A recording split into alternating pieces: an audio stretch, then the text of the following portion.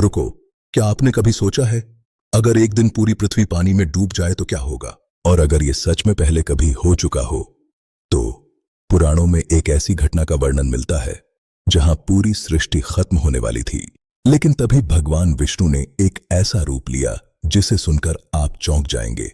एक मछली। क्यों, कैसे और इसके पीछे का असली रहस्य क्या है, आइए जानते हैं। समय के साथ पृथ्वी पर अधर्म बढ़ने लगा। लोग लालच, अहंकार और अन्याय में डूब गए।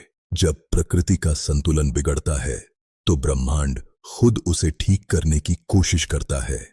आकाश में अजीब संकेत दिखने लगे, काले बादल, तेज हवाएं, भयंकर तूफान। ऋषि-मुनियों को आभास हो गया एक भयानक महाप्रलय आने वाली है। उस समय एक राजा थे, सत्यव्रत, जो बहुत ही धार्मिक और दयालु थे। एक दिन वे नदी में तपस्या कर रहे थे। तभी उनके हाथ में एक छोटी सी मछली आई। मछली बोली, राजन मुझे बचाइए, बड़ी मछलियां मुझे खा जाएंगी।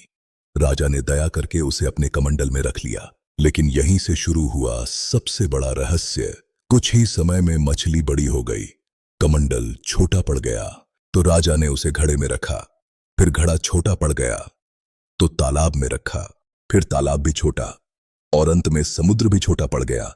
राजा चौंक गए, ये कोई साधारण जीव नहीं। तभी मछली ने अपना विराट रूप धारण किया और सामने प्रकट हुए भगवान विष्णु।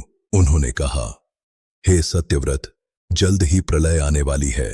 तुम एक विशाल नाव बनाओ, उसमें सभी जीवों के बीज, सप्तर्षि और ज्ञान को सुरक्षित रखो।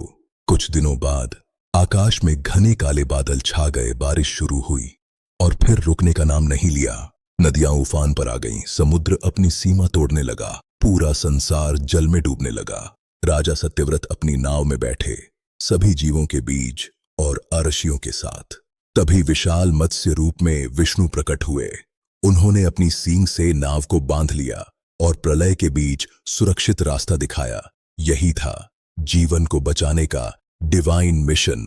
अब सबसे बड़ा सवाल, क्या यह सिर्फ एक कहानी है या इसके पीछे कोई गहरा सिंबॉलिक मीनिंग है?